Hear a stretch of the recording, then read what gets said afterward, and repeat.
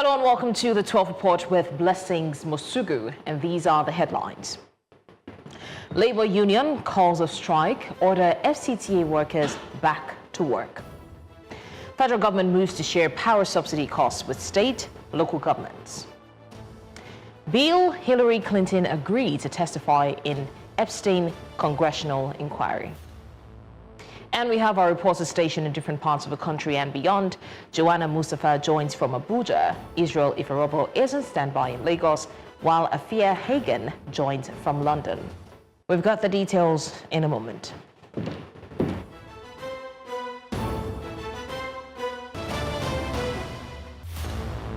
We start off now with industrial-related matters, where the Nigeria Labour Congress and the Trade Union Congress of Nigeria have directed all Federal Capital Territory Administration workers and members of the Joint Union Action Committee to resume work immediately.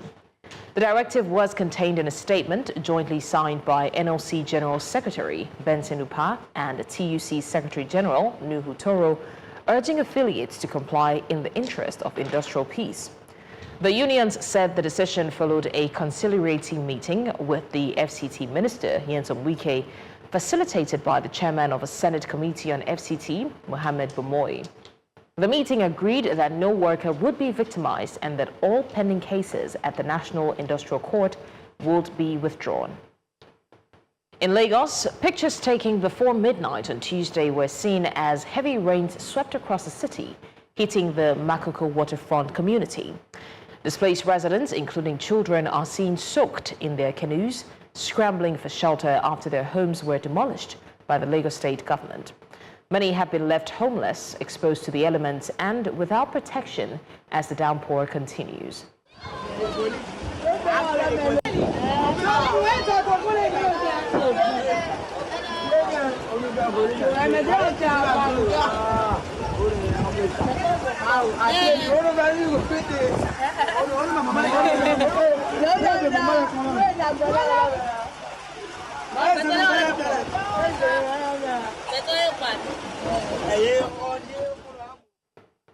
Meanwhile, the Lagos State House of Assembly is meeting with leaders of Makoko and adjoining waterfront communities affected by the recent demolition exercises. The meeting follows a petition submitted by the communities protesting the demolition of structures and the eviction of residents from the waterfront settlements. The engagement comes amid growing unrest and hardship in the affected areas as residents struggle with the aftermath of the demolitions carried out in recent months. And away from Lagos, the federal government says it will no longer shoulder electricity subsidy costs alone, announcing a new framework that will distribute the burden among the federal, state and local governments beginning in 2026. Director General of the Budget Office of the Federation, Tanimu Yakubu, made the disclosure on Monday in Abuja at a training and sensitization workshop for ministries, departments and agencies on the 2026 post-budget preparation process using the Government Integrated Financial Management Information System, Budget Preparation Subsystem. Yakubu said President Bola Tinubu has directed that electricity subsidy costs be made explicit, properly tracked and equitably shared across all tiers of government. He warned that the current arrangement creates hidden liabilities and contributes to recurring crises in the power sector. And now talking politics, the People's Democratic Party has set March the 28th and 29th this year for its upcoming elective national convention. This was as the party's Board of Trustees held its 85th meeting in Abuja, reviewing the recent crisis in the party and the way forward for the PDP in the light of the recent Federal High Court judgment in Ibadan, Oyo State, which affirmed the Sam Ayawu faction of the party as the authentic National Working Committee of the party. Amadine Uyi reports. It was the first meeting of the People's Democratic Party Board of Trustees since the court judgment which affirmed the faction led by Samuel Ayawu as the authentic National Working Committee of the party. Despite the meeting called at a short notice, it had a full attendance with representation from across the states of the Federation. Our task at this meeting is not merely to review events, but to shape the pathway forward. With the legal fog lifting, Attention must not shift to reconciliation, rebuilding trust. Attention must now shift to reconciliation, rebuilding trust, and laying the groundwork for orderly congresses and a credible national convention. The task before us is enormous, but our resolve is strong. The PDP has once again demonstrated that it is a party governed by rules, guided by law, and capable of self-correction with unity of purpose and fidelity to our Constitution. While the Minister of the Federal Capital Territory, Nyesom Wike, reaffirmed the PDP as Nigeria's only viable opposition, the spokesperson of the party announced dates agreed for the upcoming national convention. This is the only opposition party we have in this country. Go to all the wars, go to all the wars, all the units, all the heads, what? Forget about this, the Cherewere. You know, all these people, they come from here, they come from here, they have no identity. NEC approved and confirmed the following schedule of party congresses nationwide. World Congresses, February. Local government congresses, February. State congresses, March. NEC directed the National Caretaker Committee in collaboration with the National Organizing Secretary and relevant organs of the party to issue detailed guidelines, notices, and modalities for the conduct of the congresses in strict compliance with the PDP Constitution, INEC regulations, and judicial directives. The leadership of the PDP pledged to unite the party, urging members to embrace peace, reconciliation, and unity. In Abuja for News Central, I am Amadine Uyi. Now, day 2 of the Nigeria International Energy Summit shifts the focus from dialogue to direction as global leaders converge in Abuja to shape Africa's energy future. The gathering brings together global leaders to shape the continent's future through policy decisions and collaboration across the energy industry. News Central senior business correspondent Joana Mustapha joins live from the summit. Joana, how central is Nigeria's leadership role in shaping a unified African energy voice at this summit? They so often say if Nigeria succeeds, Africa succeeds. We know that Nigeria is one of the top oil-producing nations across the continent, so definitely a key role in terms of regulation. We also know that we host one of the largest the largest single-train oil refinery across the continent, across the world as well. So a very central role in determining the future of Africa's energy space. One of the key announcements as well that has come out of the summit so far, today being day 2, is the official handing over of the Africa Energy Bank to the Association of Africa Oil-Producing Nations. That happened yesterday. The headquarters is at the Afrexim Bank Africa Trade Center here in Abuja, the 3rd floor. That's where the Africa Energy Bank will be. And we know the Africa Energy Bank is to play a central role in promoting, facilitating, and financing, oil companies, not just oil companies, but everyone across the value chain, upstream, downstream, within the oil and gas sector. So hopefully that will lead to the growth within the oil sector and bringing the value closer to home across the continent. So in terms of driving Africa's energy future, what responsibilities are placed on the government versus the private sector?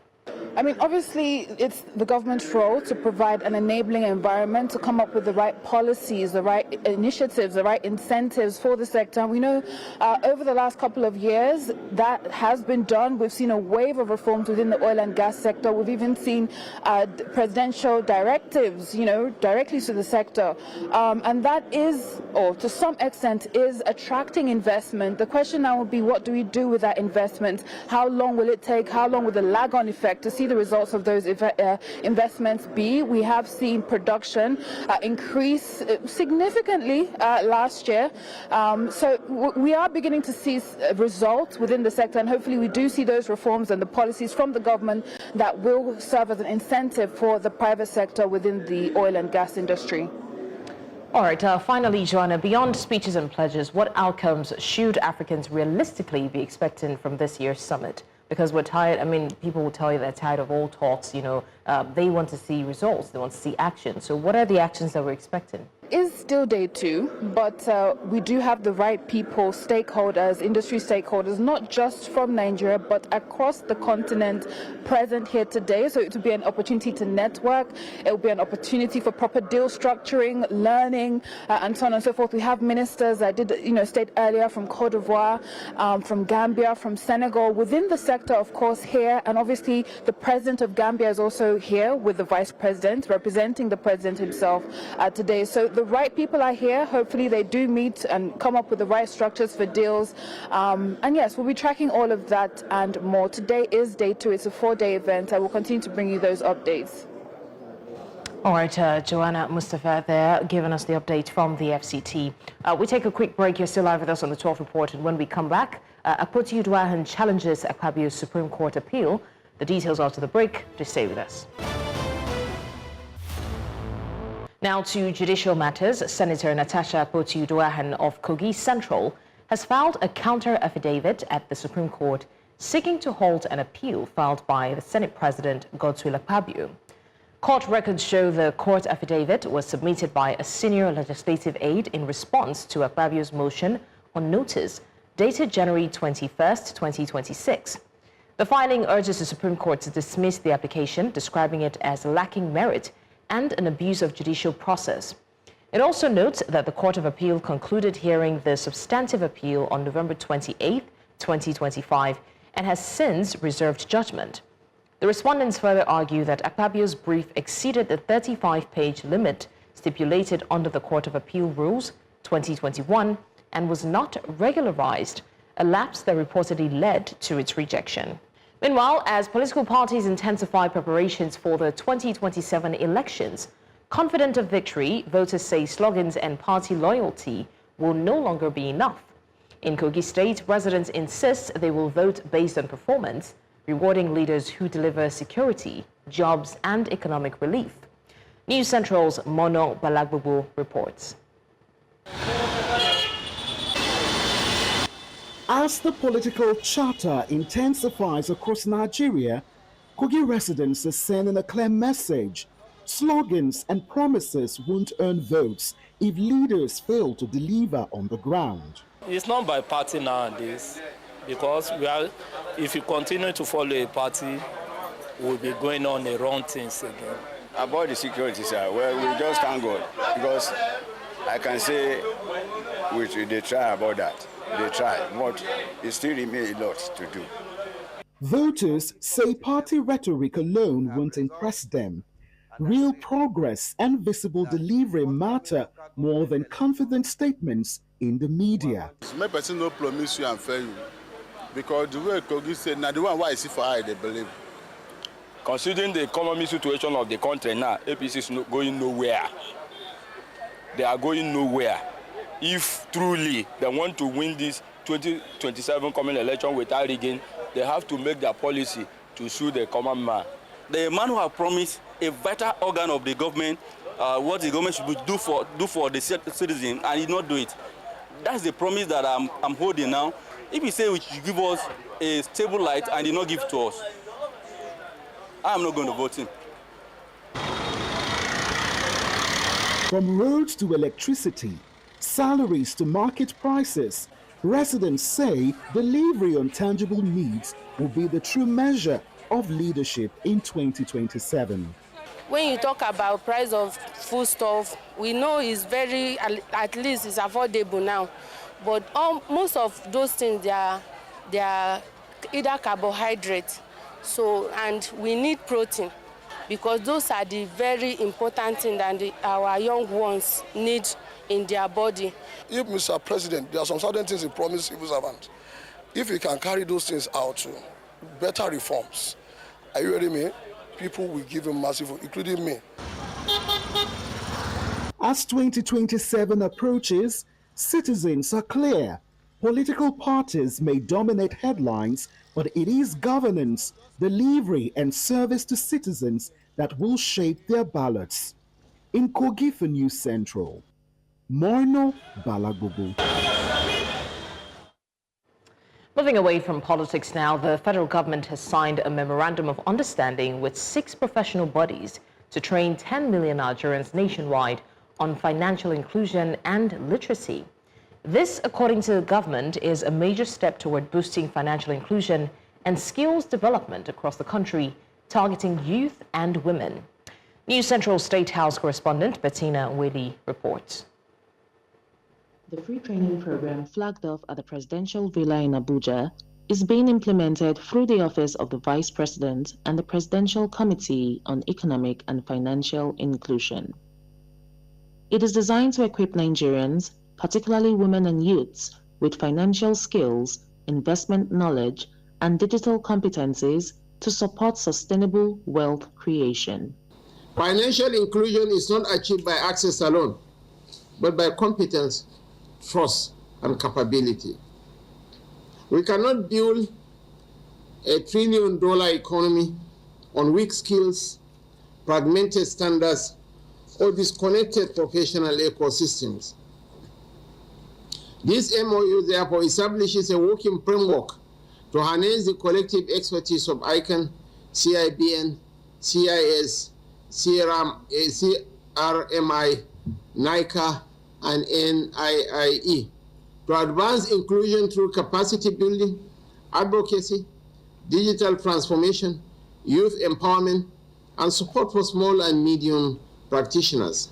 The MOU signed at the program brings together 6 professional bodies to train 10 million Nigerians nationwide on financial inclusion and literacy. We are talking about 64% of Nigerians have been included now as a result of the various frantic efforts being made by the federal government and the state government to ensure this, most especially the Office of the Vice President of Nigeria.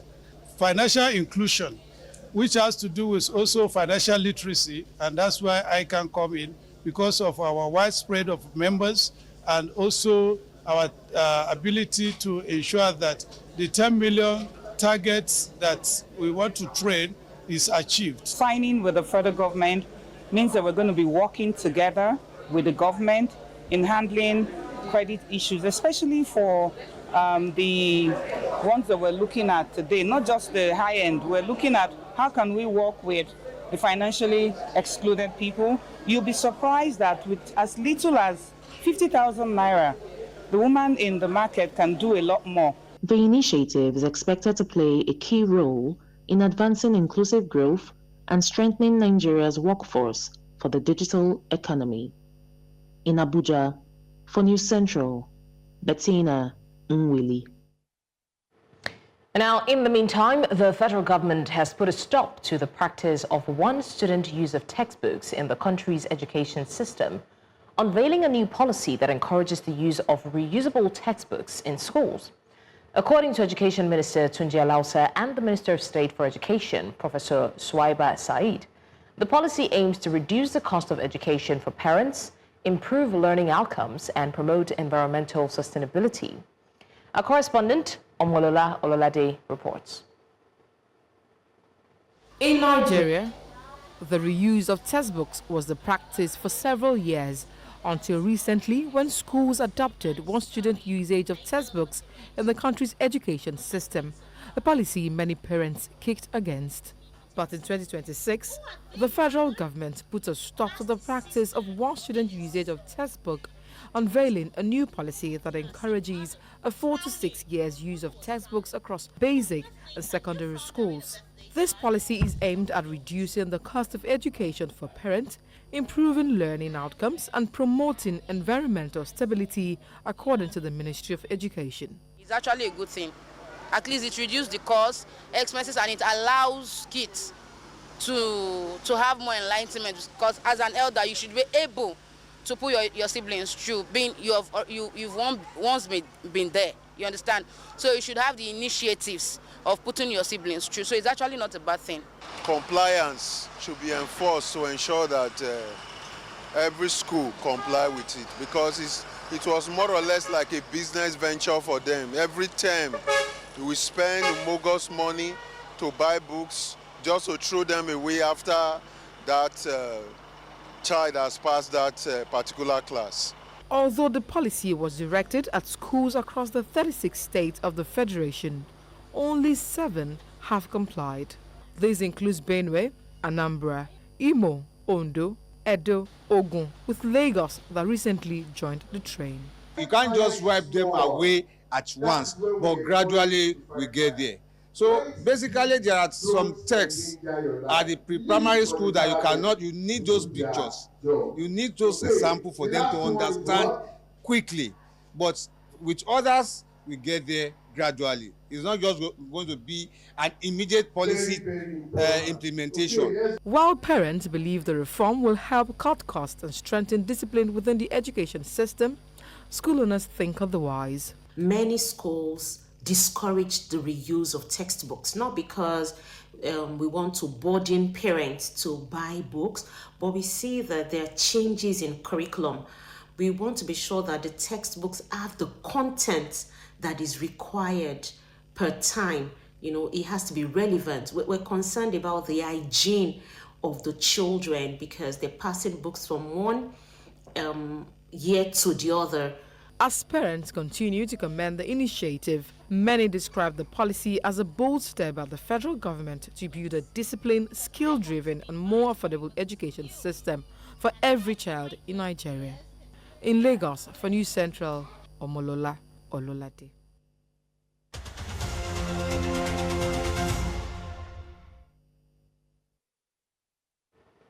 And to business now, Niger state governments or governors are facing criticism for the handling of a record 9 trillion naira Federation Account Allocation Committee windfall in 2025. Despite increased allocations, citizens are not seeing improvements in welfare with poor healthcare, education and infrastructure. Labor unions and opposition parties accuse governors of mismanaging funds, prioritizing personal interest over public welfare. The Nigeria Labour Congress warns of kleptocracy undermining development. Monthly allocations surged, with states receiving 601.73 billion naira in December, up from 549.79 billion naira in December 2024. South Africa's rand remains undervalued despite a strong year-long rally, according to a Bloomberg survey of investors and economists. The currency traded near 16.06 rands per dollar, while respondents placed fair value around 15.64 rands, suggesting room for further gains. Optimism is driven by government reforms, fiscal consolidation, and strong prices for gold and platinum, which have improved trade terms and attracted foreign investment. The rand is up about 3% this year, after rising nearly 14% in 2025. Risks remain commodity price swings and a stronger dollar. Now, the U.S. has cut tariffs on Indian goods to 18% from 50% as India agrees to end Russia oil purchases and buy more U.S. energy, tech, and agricultural products. President Trump announced the deal, saying India will buy American at a much higher level. Indian markets rallied, with IT firms Infosys and Wipro rising 4.3% and 6.8%. You're still live with us on the 12 Report. We go on a short break, and when we come back, we've got more stories. Do stay with us. Now to stories outside of Nigeria. The news continues in West Africa, where it was reported that at least 15 fuel tanker drivers have been killed in a terrorist attack on a convoy in western Mali. The ambush occurred on a key road linking the Senegalese border town of Diboli to the city of Kayes. Local radio reports say the bodies were found beside burned-out tankers, while a security source puts the death toll at 18. Now, witnesses say villagers buried the bodies by the roadside due to decomposition. Al-Qaeda-linked group GNIM later claimed it had ambushed Malian troops in the area, but did not mention the fuel convoy. Security sources say the drivers were stopped, blindfolded, and executed for transporting fuel despite an earlier blockade. Islamic State has claimed responsibility for a rare assault on Diori Hamani International Airport and the adjacent airbase 101 in Niamey, Niger's capital, in a surprise and coordinated attack. The overnight assault on January 29 involved explosions and heavy gunfire that damaged several military and civilian aircraft, including at least one helicopter. Government forces, supported by Nigerian troops and Russian personnel, repelled the attackers, killing about 20 and wounding 4 soldiers, with 11 militants captured. Nigerian authorities condemned the attacks amid wider jihadist violence in the Sahel. Meanwhile, 3 fighters aligned with Eastern Libyan commander Khalifa Haftar have been killed during clashes along the border with Niger. The Libyan National Army says the deaths followed coordinated attacks on 3 border checkpoints at the weekend. Now, the military confirmed that several personnel were wounded while others were taken captive. Efforts are ongoing to secure the release after the attackers withdrew across the border. The frontier region has recorded repeated security incidents in recent months as Libya remains divided between rival administrations. Authorities say border operations continue to protect territorial control and regional stability. Now, outside the shores of Africa, the former U.S. President Bill Clinton and his wife Hillary Clinton, the former Secretary of State, have agreed to testify in the congressional investigation into late sex offender Jeffrey Epstein. Bill Clinton's Deputy Chief of Staff confirmed the news on social media, and it comes as the U.S. House of Representatives was preparing to vote on holding both Clintons in criminal contempt for defying legal summons. Now, Bill Clinton's photo appears in Epstein's file released by the Department of Justice, although the former Democratic president has denied any wrongdoing. It will be the first time a former U.S. president has testified to a congressional committee since Gerald Ford did so in 1983. And now for more on this, I'm joined by our senior international correspondent and anchor, Afua Hagan. What exactly are the allegations, Afua, being assessed by the Metropolitan Police regarding Lord Mandelson's communications with Jeffrey Epstein, and what might constitute misconduct in public office? We had the news yesterday that the Metropolitan Police are going to be looking into the allegations that have arisen from the latest dump of the Epstein files. Millions of pages were released last week on Friday. The central allegation when it comes to Lord Mandelson is that while he was business secretary from 2009 to 2010, he forwarded confidential information to Jeffrey Epstein. That included emails that was referencing internal policy and advance notice of a 500 billion Eurozone bailout and other sensitive political material.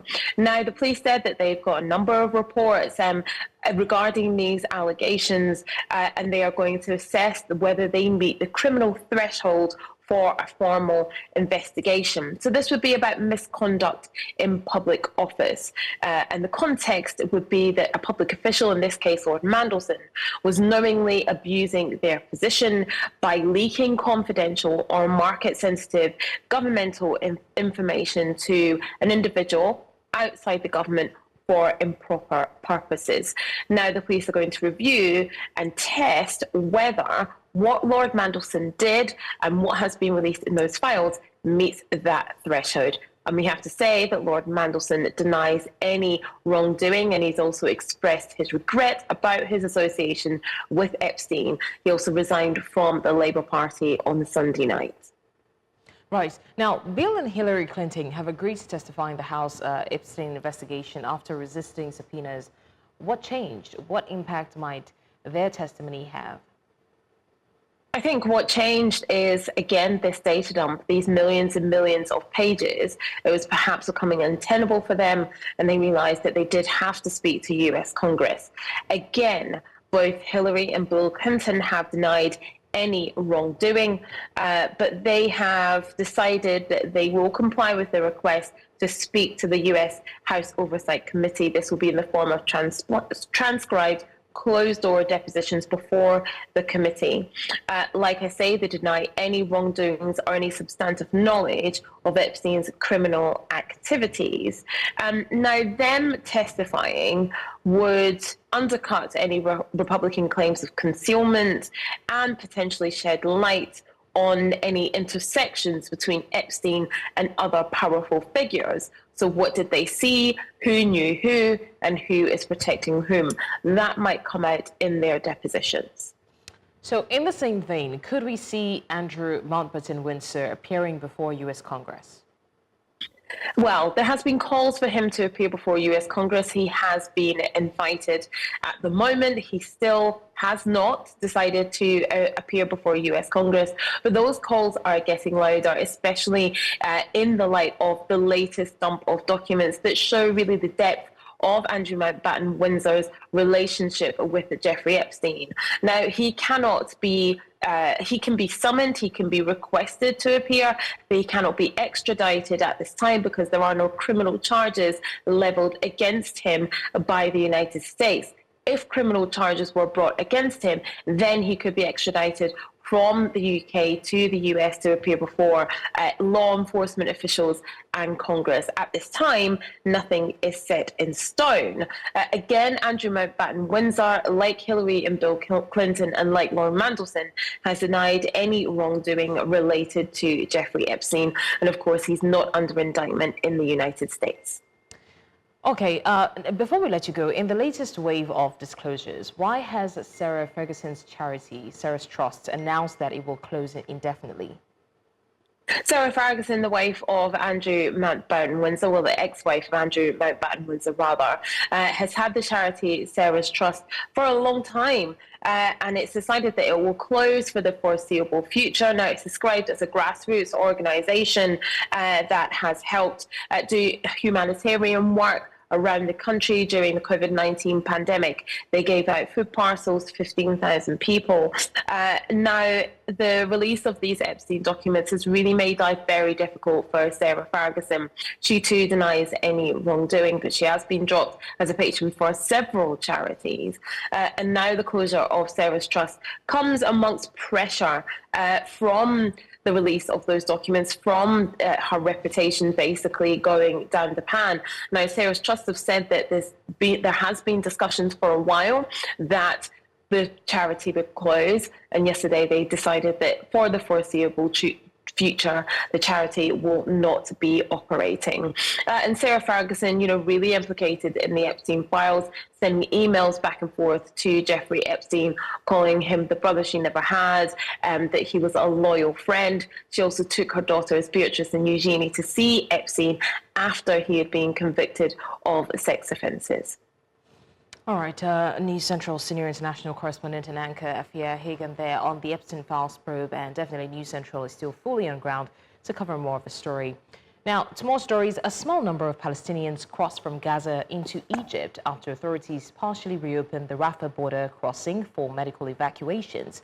Egyptian officials confirmed that 5 injured Palestinians and 7 companions entered on the first day, under limits allowing up to 50 patients, each accompanied by 2 people. Health authorities said ambulances received and screened arrivals before transferring them to designated hospitals, with preparations activated across health facilities nationwide. The reopening follows international calls to ease humanitarian access and comes amid continued hostilities after the crossing was closed in 2024 by Israeli forces. Now, away from the U.S., supporters of Venezuela's ruling party have gathered in Caracas amid ongoing political uncertainty following the capture of former President Nicolas Maduro and First Lady Celia Flores by U.S. forces earlier this year. Demonstrators, including party members and activists, marched through central districts demanding the release of the deposed leaders and reaffirming loyalty to the country's socialist movement. The protests reflect deeper divisions within Venezuela, where interim authorities are engaging foreign diplomats and pursuing new economic and diplomatic initiatives. Nuestro presidente cumple un mes que lo secuestraron. Y le estaba pidiendo que lo liberen. La liberación para nuestro presidente Nicolás Maduro y la primera combatiente Celia Flores, para que vuelvan a nuestro país, ya que es nuestro presidente constitucional, lo que el presidente que eligió al pueblo. Y como lo eligió al pueblo, nosotros lo queremos de regreso.